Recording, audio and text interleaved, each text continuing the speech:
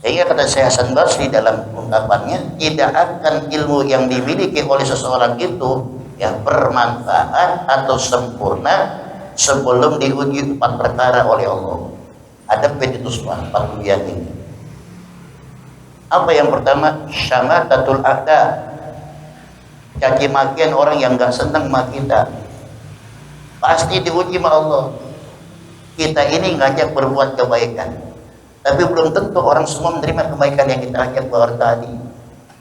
Ada mereka merasa terusik dengan kita berbuat kebaikan, berisiklah macam-macam pasti. Kenapa? Memang itu resiko.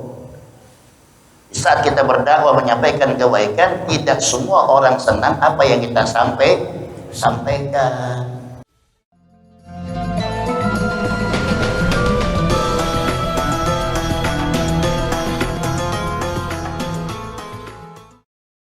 Alhamdulillah, puji syukur sama-sama kita panjatkan kehadirat Allah Subhanahu wa taala dengan taufik hidayah, nasihat, nikmat kesempatan. Kembali kita berkumpul berzikirullah dalam rangka mencari ilmu Allah. Mudah-mudahan kehadiran kita mendapat ridha Allah Subhanahu wa taala. Mudah-mudahan Allah selalu membekali ilmu-ilmu yang bermanfaat, ilmu yang menyebabkan kita selamat dunia, selamat akhirat. Amin ya rabbal alamin. Bapak-bapak, saudara sekalian, melanjutkan kajian kita dan kita membahas apalah yang ke-18 dari bab yang ke-7, bab yang ke-7 ya. Kata Syekh Hasan Basri, termasuk ini bagian rusaknya hati manusia dalam kemarin kita sudah bahas. Selanjutnya wa ya'lamuna al-ilma wa la ya'malun fala fa'idata fil ilmi idza lam ya'mal bih wa innama samratul ilmi al-amalu bih. Kemudian selanjutnya rusaknya hati manusia itu mereka punya ilmu tapi ilmunya nggak pernah diamali. Buahnya daripada hasil ilmu yang kita dapat diamalin, sehingga kemanfaatan ilmu yang kita rasakan akan membawakan kita terarah menjadi barokah. Ilmu itu diamali nggak usah banyak dulu dan dikit-dikit kita punya ilmu kita amali. Ente dapat ngaji di sini, apa yang dapat hari ini atau kemarin, satu baca diamalin, itu supaya nanti membekas. Jadi buahnya daripada ilmu itu kita berusaha mengamalkan apa yang kita dapati. Kalau kita belajar satu pun nggak ada yang nyangkut, nggak ada yang diamalin, nyangkut tapi nggak diamalin, percuma. Sehingga banyak orang-orang itu kurang percaya diri.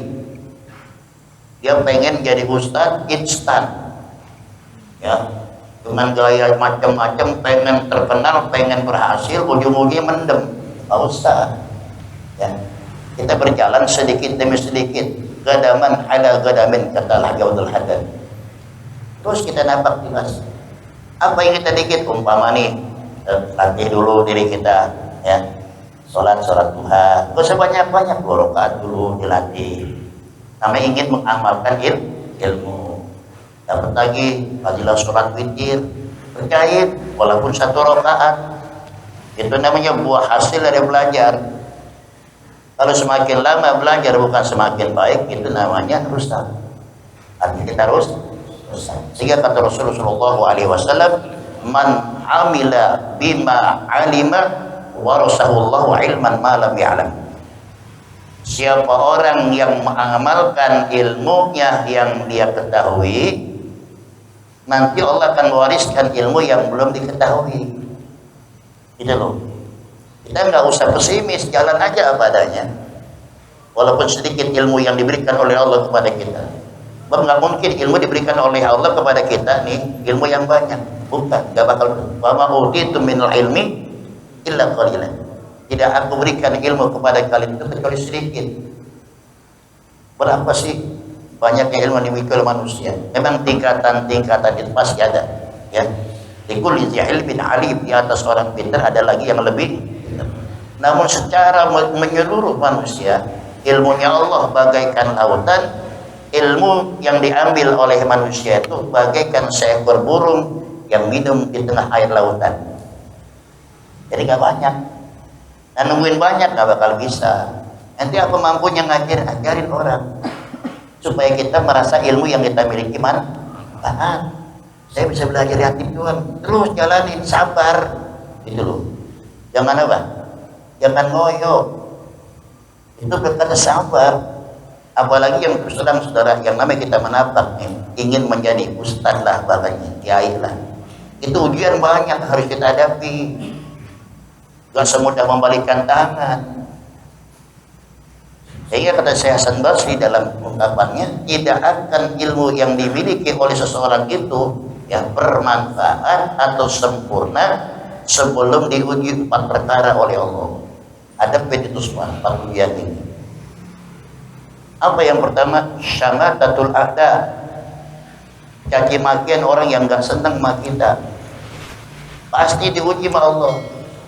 Kita ini ngajak berbuat kebaikan, tapi belum tentu orang semua menerima kebaikan yang kita ajak buat tadi. Ada mereka merasa terusik dengan kita berbuat kebaikan, berisik lah, macam-macam, pasti. Kenapa? Memang itu resiko. Saat kita berdakwah menyampaikan kebaikan, tidak semua orang senang apa yang kita sampaikan. Terus saja berjalan, jangan nyerah, gitu loh. Menyerah cemen jadi kita. Tuh, satu. Kemudian yang kedua, ya, ma'ilatul asdiqo. Semua yang ngaji itu belum tentu niatnya benar, bukan di sini. Ya, setiap yang ngaji itu dimanapun dia berada di tempat pengajian belum tentu niatnya benar. Itu resiko yang harus dihadapi oleh seorang guru. Kenapa? Romannya mah depan dia tunduk, setia, hormat, tapi di mana-mana jelek-jelekin kita. Itu resiko. Ya. Namanya ma'ilatul asdiqo, ada musuh yang Allah kirimkan dalam selimut, kelihatannya seia, sekata, seirama dan senada, tapi di mana-mana kita selalu dikorek kejelekan-kejelekan kita. Saudara siap menghadapi hal yang semacam itu? Nggak siap mundur jadi ustaz. Paham ya? Kemudian yang ketiga, wa ta'nul juhal. Ya. Orang yang tidak tahu apa-apa, yang nggak tahu masalahnya, terprovokasi dari teman kita yang tadi itu. Teman kita, jamaah kita kelihatan setia, tapi di mana-mana jelek-jelekin. Resiko. Ya, siap saudara akan menghadapi. Kemudian yang keempat, ya, wa hasidil ulama. Ustaz itu bakal dihasut oleh ustaz. Ya, makanya ulama itu ditanamkan oleh Allah, ya, sifat hasud. Kenapa? Supaya kita jangan sekedar bisa menerangkan begitu parahnya orang yang berbuat hasud, kita bisa nggak yang dititipi itu, jangan sampai kita melakukan perbuatan hasud. Itu jadi susah saudara sekalian kalau makan kita ingin cepat proses, nggak bisa. Sabar, semua sabar. Maka dalam kita mengamalkan ilmu tadi, supaya ilmu 3 itu ada buahnya, ada hasilnya, jangan nungguin banyak, beramal, terus amalin. Cuma 3 orang biarin. Ya, saya dapat cerita ini saudara sekalian, ya, itu ada di Palu, sekarang pesantren yang besar itu, punya anak murid 8 orang, terus sabar. Sehingga orang bilang, udah bubarin aja, mau ngapain, dia belum sibuk aman, dia bilang. Mungkin dengan asbab ini salah satu 8 orang ini akan jadi itulah mewakilkan ilmu saya untuk di masa mendatang. Paham ya? Kan gak semua jadi kiai, masa yang tinggal jadi ustaz semua, gak kebagian gua. Paham? Ya, tapi nanti kalau sudah menjadi ustaz, di sini yang pentingnya nih saudara, berkhidmah itu kepada seorang guru itu jauh lebih hebat daripada ilmu yang kita miliki. So, kata Imam Abu Hanifah, ya, la ilma illa bil khidmah. Tidak akan sempurna ilmu yang kamu miliki pun kalau tidak kamu berkhidmah kepada seorang guru. Khidmah itu dengar kata, dengerin udah. Yang dilarang jangan dikerjain. Emang begitu udah. Saudara, kalau makan kita ini mau punya orang tua kita ini nyalain kita, paling kita bener, terima nggak? Terima nggak? Terima.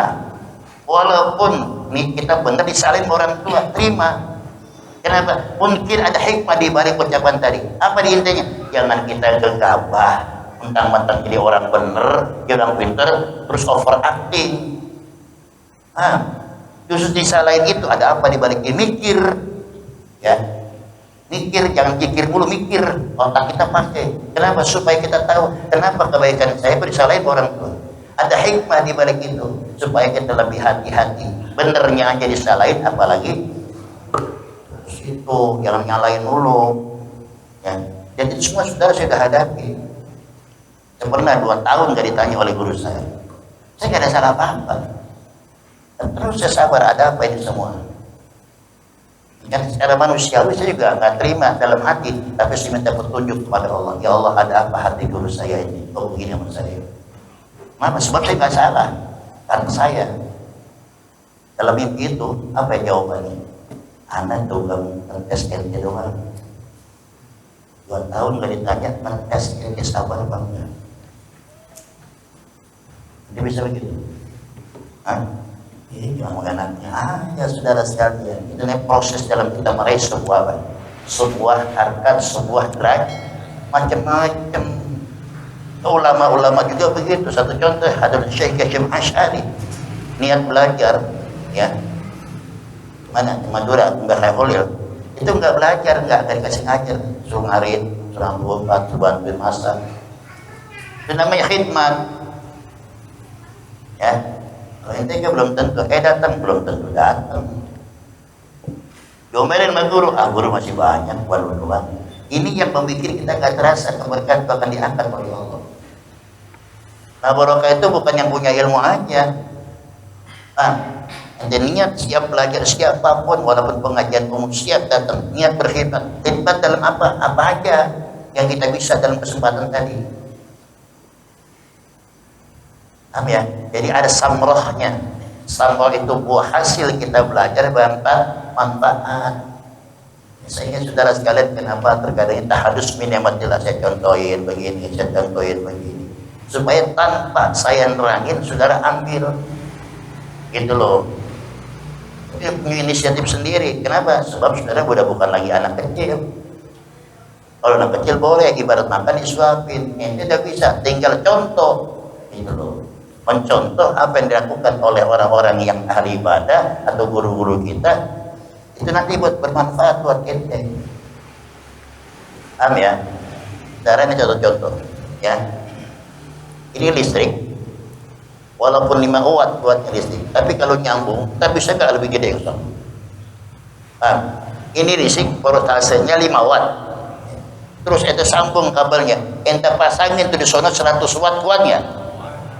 Itu maksudnya, biarin guru kecil-kecilan sekedar 5 watt seperti lampu pelita, tapi dikenakan ente setia, ente khidmat, entar bisa aja ente lebih terkenal daripada guru yang ente belajar. Ya, itu isinya ke sana. Ya, sehingga saudara sekalian, tidak jarang dan tidak sedikit seorang guru itu dikalahkan oleh seorang murid. Tapi murid yang punya akhlak tidak merasa nyayangi guru, walaupun sudah terkenal tetap dia berkhidmat kepada gurunya. Paham ya? Itu susah dapat ilmu, itu susah. Itu yang pertama, ya. Termasuk hati yang rusak itu apabila kita sudah memiliki ilmu yang kita pelajari, tapi kita tidak berusaha untuk mengamali. Kayaknya ya gimana ya, jalan di tempat. Banyak anak-anak santri, kitabnya banyak, ya, boro-boro diamalin, coel aja kagak. Ngapain mondok lama-lama? Ngapain pesantren lama? Harapan orang tua biar ente jadi orang. Paham ya? Makanya saudara saya ini minta maaf dah. Saya ini 3 orang berkali-kali setelah saya ini paling takut dengan 3 orang, takut kualat. Itu yang saya nggak mau.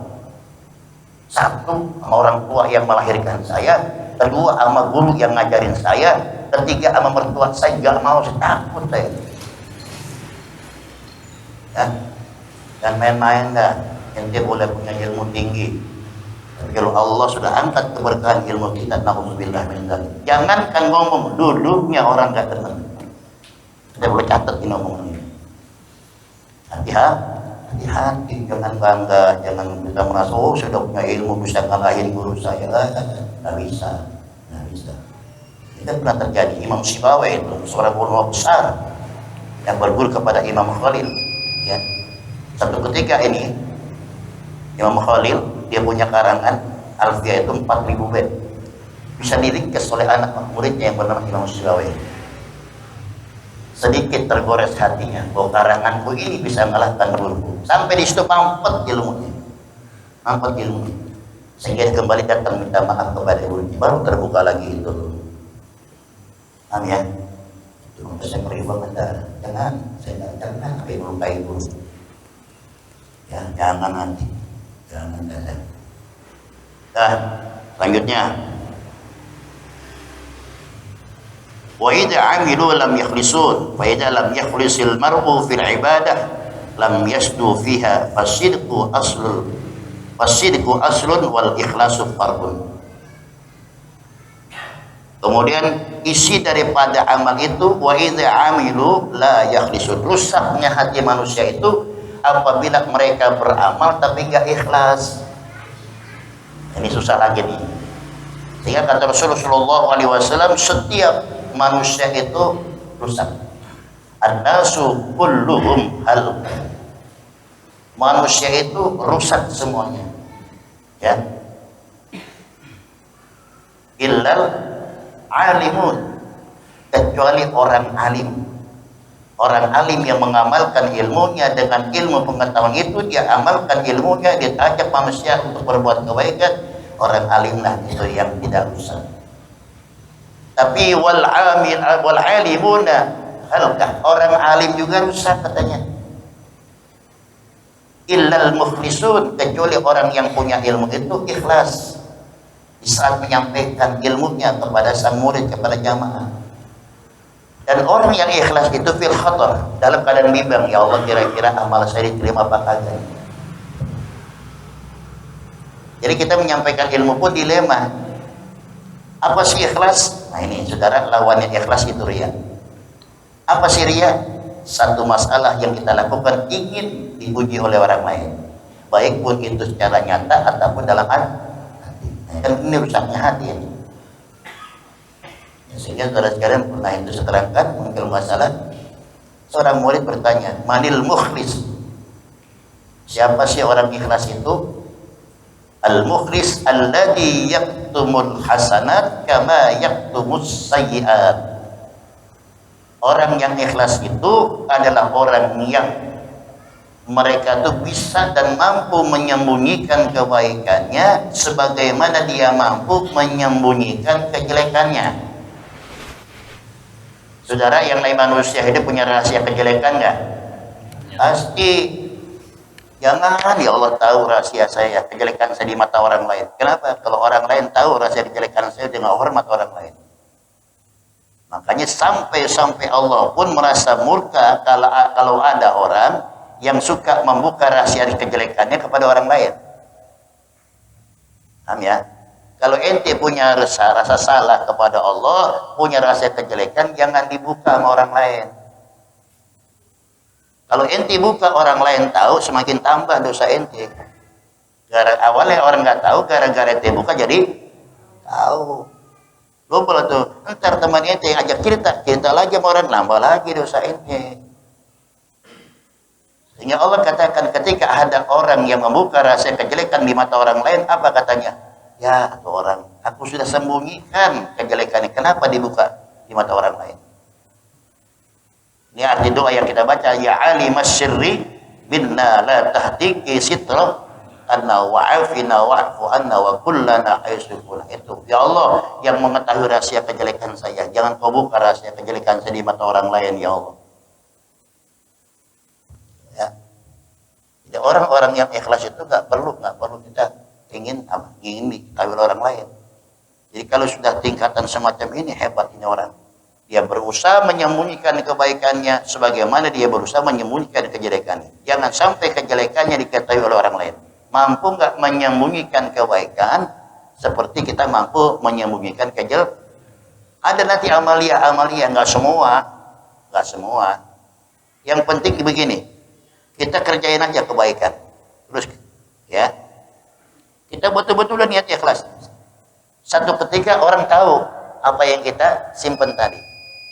Ya, kemudian seorang sahabat ini pernah terjadi. Ini seorang sahabat dia sedekah. Ya, Diumpetin tuh sedekah, jangan sampai orang lain tak. Hari tahu juga orang lain. Sekian lama tahu. Yang berasa sedekah ini dia kaget. Saya sudah simpen rapat-rapat kok masih tahu juga. Kadang ngadu, ya Rasulullah, bagaimana kondisi saya ya Rasulullah? Saya sudah simpan rapat-rapat ya Rasulullah kebaikan saya, tapi orang lain tahu juga. Apa kata Rasulullah? Engkau dapat 2 pahala. Pahala sudah menyembunyikan kebaikan, dan pahala kebaikan diketahui oleh orang lain sehingga orang lain bisa ngikutin kerjaannya. Paham maksudnya?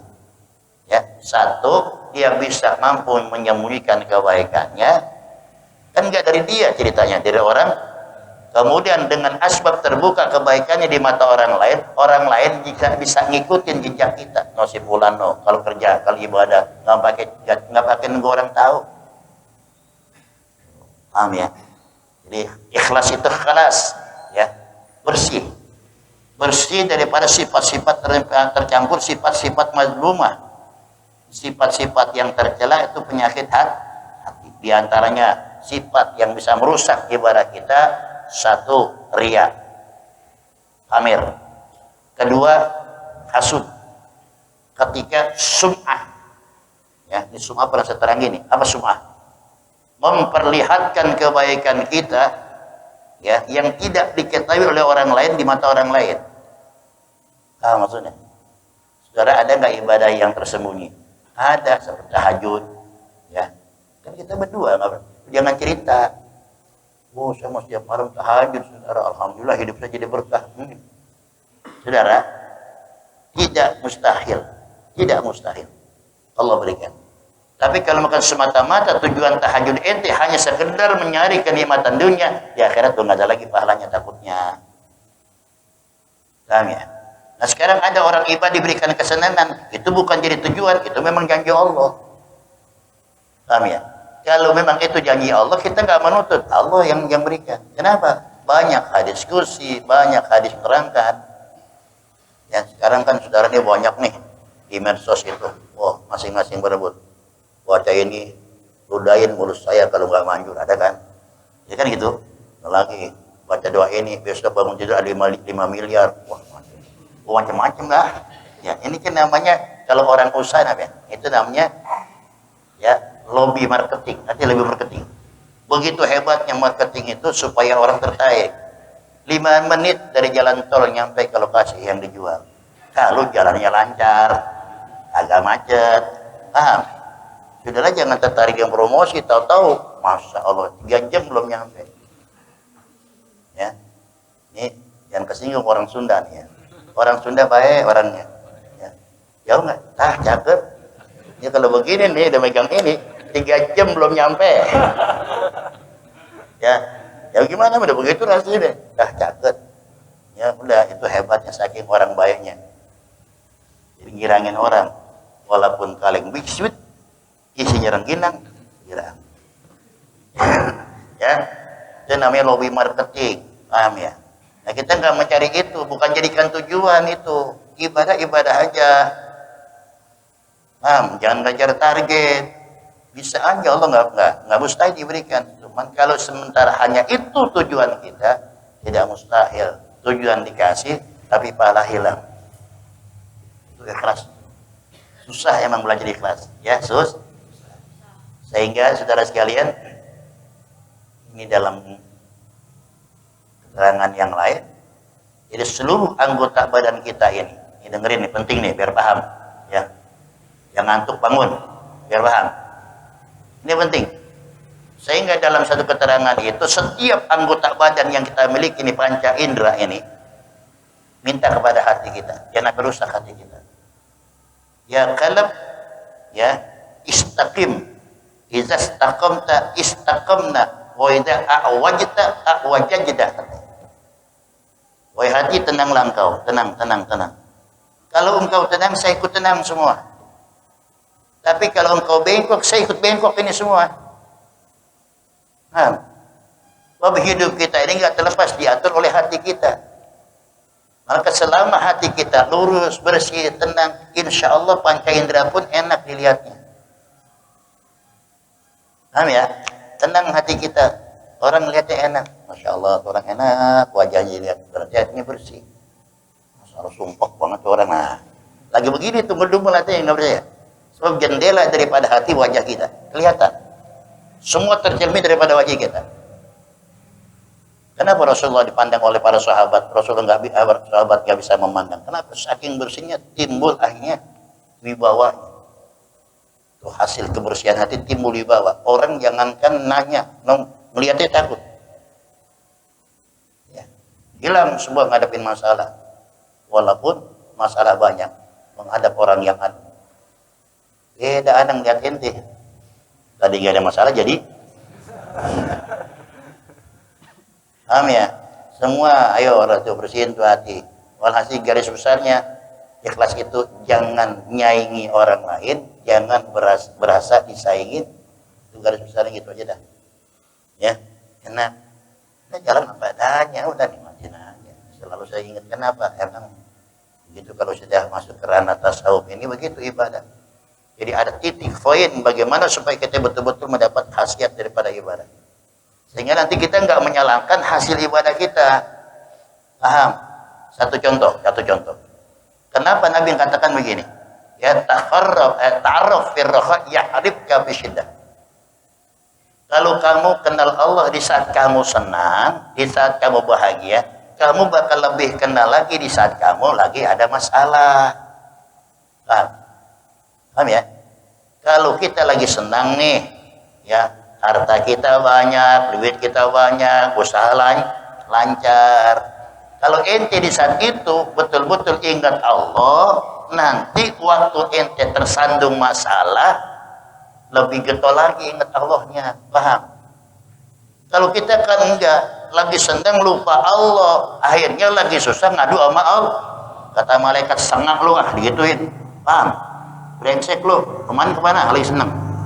Jangan jadikan apa? Jangan jadikan sasaran kepada Allah itu di saat kita mendapat musibah. Jangan. Memang sih tetap kita bergantungan kepada, tapi kok coba di saat kita senang, ibadahnya banyakin. Jangan sampai nikmat yang Allah berikan dan titipkan ini nanti bisa digerogotin. Kita kadang-kadang lupa, mentang-mentang banyak kerjain ini, berbuat itu, habis ujung-ujung habis. Ya, nggak terasa. Atau untuk masalah. Tapi kalau makan kita rawatin itu nikmat yang Allah berikan, lagi senang nih ngadu sama Allah, ibadah yang banyak, selawat yang banyak sama Rasulullah. Allah senang senyum melihat kita. Nah, kita salahnya begitu, jadikan kambing hitam Allah. Di saat kita berbentuk masalah, baru ya Allah tolongin saya. Ya tadi kata malaikat lu kemana aja kemarin lagi senang. Paham ya? Maka merawati nikmat ini jauh lebih susah daripada kita meraih nikmat. Rawatin nikmat Allah. Jangan sampai hilang nikmat yang Allah telah berikan bagi kita. Ya masing-masing dah porsinya. Kenikmatan apa yang dirasakan? Itu maksudnya, ta'arraf fir raha ya'rifka fi syiddah. Kalau kamu ingat Allah di saat kamu senang, lagi susah tambah Kalau kita akan terbalik, lagi ingat, lagi susah ingat Allah, udah senang, lupa, maaf, jangan dibalik. Mindset kita rubah. Ya, dia kata Imam Syafi'i, "Idza kunta fi nikmatin far'aha fa innal ma'asi tuzilun ni'am." Kamu kalau diberikan nikmat, Allah rawatin nikmat Allah. Tidak semua orang dipercayakan nikmat Allah. Allah akan memberikan kedudukan, martabat, nikmat. Tidak lihat status, orang bodoh pun bisa jadikan kaya. Saudara tuh di situ. Ada orang nggak bisa nulis, nggak bisa baca, duitnya miliaran. Itu tuh. Ya. Ini yang ngomong ponakan saya tahu. Jadi bukan soal pandai, derajat itu bukan soal pandai. Ilmu memang sarana untuk mencapai tujuan. Tapi jangan bangga dengan ilmu yang sudah miliki. Berapa banyak orang yang punya ilmu hidupnya nganggur. Berapa banyak orang yang bodoh hidupnya rezeki ketemu. Banyak gak? Banyak. Ya, banyak. Jadi jangan bangga dengan ilmu yang kita miliki. Jangan. Pun ada itu. Ya, satu makalahnya ulama. Berapa banyak orang yang pintar tidak menemukan rezeki, berapa banyak orang yang bodoh tapi rezekinya gampang. Rezeki bukan urusan ilmu, ilmu adalah sarana bukan tujuan. Paham ya? Nasihati. Tapi ingat, kalau sudah memang ilmu yang berperan dengan asbab ilmu kita menjadi orang yang bisa mampu, itulah berkahnya ilmu. Nah, tapi saudara yang punya ilmu jangan bangga dengan ilmu. Bab martabat derajat itu Allah taruh kepada siapapun. Ilmu sebagai penunjangnya. Paham ya? Gampangnya begini, tergampang ini. Orang kalau udah aurat kaya gampang aja udah. Orang aurat miskin bulanting tulang, miskin juga, paham? Itu logikanya begitu, paham ya? Ini Allah kalau sudah berikan kedudukan, sampah jadi duit mau apa? Sampah dikumpul-kumpul jadi duit mau apa? Ya kan? Itu yang kayak tadi itu saudara. Pemulung.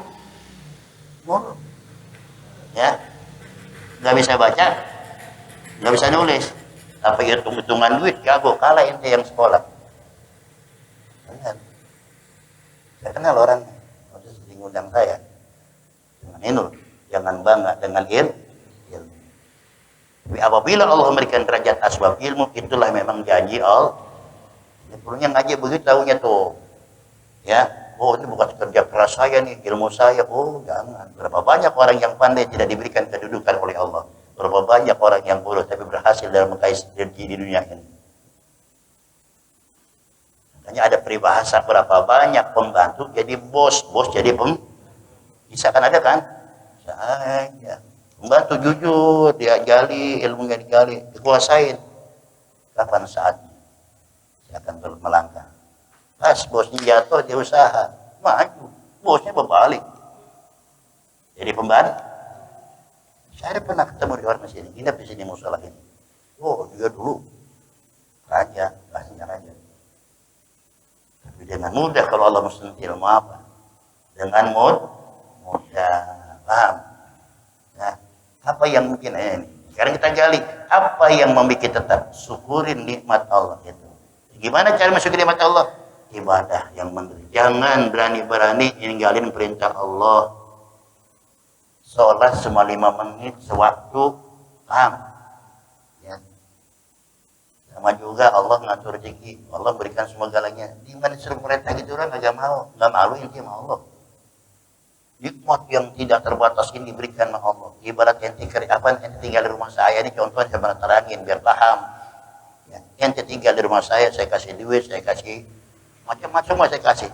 Cuma saya bilang, tolong dong sapuin latar saya. Ente nggak mau. Kira-kira tuan rumah gimana? Singgung nggak? Sama aja. Cuma itu bahasanya bahasa kinaya. Allah terserah. Sembahyang buat lu, nggak sembahyang buat lu, bukan buat lu. Makanya kata Allah, laha maka sabat wa alaiha.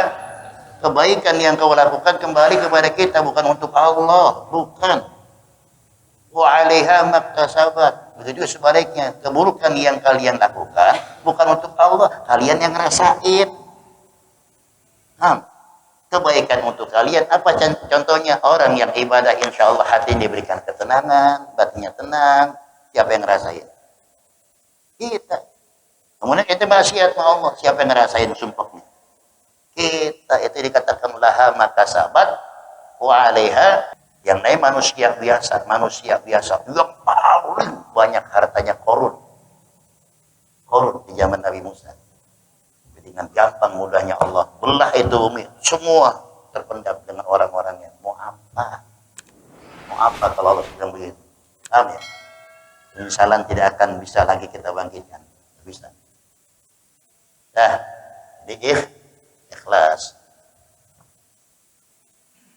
Wa idza lam yakhlisil mar'u fil ibadah lam yasdu fiha. Kalau memang orang itu tidak ikhlas beribadah, tidak akan muncul apa yang dikerjakan tadi. Fasidqu aslun wal ikhlasu far'un. Ya, sidik itu adalah puncak daripada ibadah, sementara ikhlas itu adalah cabang daripada sidik. Wa min du'ail Imam Ahmad bin Hanbal radhiyallahu anhu, ya darilul khiyari dullani ala tariqis sadiqina waj'alni min ibadikal mukhlasin. Ini ada doa Imam Ahmad bin Hanbal. Ya dalilul khiyari, wahai zat yang membuat ya orang suka bingung. Orang bisa nggak dibikin bingung Allah? Bisa nggak? Bisa aja. Oh, saya sehat banget, nggak mungkin saya mati. Lah mau ngapa kalau Allah matiin? Iya enggak? Allah ini bisa aja berbuat apa ya. Tapi jangan sampai rasa bingung kita itu berlanjut. Ini isi doanya Imam Ahmad bin Hanbal, dullani ala tariqis shadiqin, ya Allah tunjukkanlah kami ke jalan orang-orang yang siddiq ya. Waj'alni min ibadikal mukhlasin, dan jadikanlah kami orang-orang yang ikhlas. Kita minta kelompokkan oleh Allah menjadi orang-orang yang siddiq. Ini termasuk penghuni surga ya, alladzina an'amta alaihim, orang-orang yang telah diberikan kenikmatan oleh Allah, penghuni surga. Siapa di antaranya? Minan nabiyyin was-siddiqin wasyuhada'i was-salihin wa hasuna ulaika rafiqa. Itulah orang-orang yang termasuk orang-orang penghuni surga. Siapa? Kelompok as-siddiqin, orang yang jujur ya, wasyuhada, orang yang mati di medan perang membela agama Allah. Kemudian was-salihin, dan orang-orang yang salihin. Kita ini tidak termasuk kelompok ini. Tidak. Kenapa? Kenapa? Sebab ini tingkatan yang tinggi. Tapi diajarkan kita waj'alni, jadikanlah kami ya Allah dari kelompok-kelompok mereka. Kalau kita dijadikan oleh Allah menjadi kelompok mereka, walaupun kita tidak ya sekaliber mereka, gampang aja. Paham ya? Maka nanti saudara, ada orang ini dicariin sama teman-temannya, ada orang soleh, tapi ada nih orang nih ya kurang begitu bagus, tapi sering ngumpul, dicariin mana teman saya dulu ingat. Sehingga orang-orang yang soleh nanti diberikan kebebasan oleh Allah untuk memberikan syafaat kepada orang yang dicintai. Ada 70.000 umat Nabi Muhammad yang masuk surga tanpa hisab. Dari sekian banyak 70.000 itu, setiap satu orang diberikan wewenang oleh Allah untuk memberikan syafaat sebanyak 70.000. Jadi kalau 70.000 kali 70.000 berapa? Hitung sendiri ntar. Nah, kira-kira kita masuk ke kelompok itu. Namanya kita termasuk roja dan khauf ya.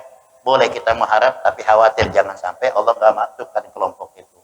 Makanya cintailah orang-orang yang baik supaya Allah cintai. Allah kelompokkan kita menjadi orang yang, kalau kata Imam Syafi'i, inni uhibbus shalihin walastu minhum la'alli an anala bihim asy-syafa'ah. Saya cinta dengan orang yang soleh walaupun saya bukan orang yang soleh.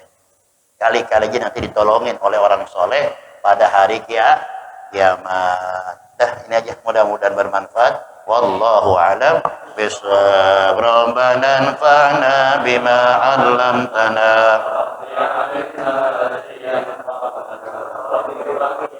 wa faqih ahlana wa qarabatil lana fi dinina ma'ahlil kutri unsa wa zakar rabbi wafiqna.